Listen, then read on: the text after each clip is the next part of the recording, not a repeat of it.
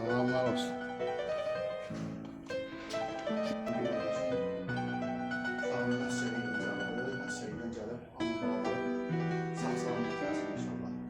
Onlar üçün cavab edəcək. Bax, farelli, baxın o üzərində bulursa. Bax, farelli.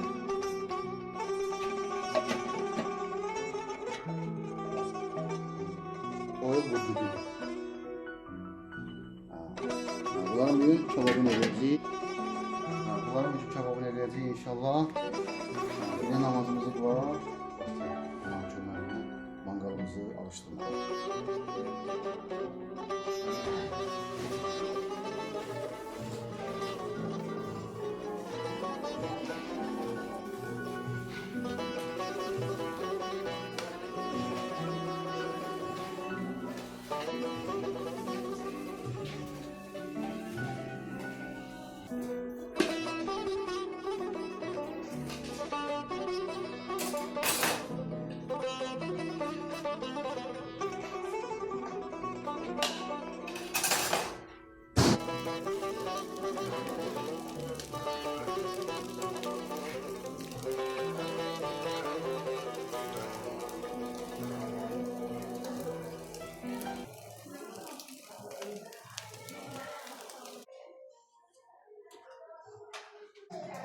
Mənim dəyərli dostlarım, qardaşlarım, işimizi sonlandırdıq. Allah hamının qapısında xeyir qismət eləsin.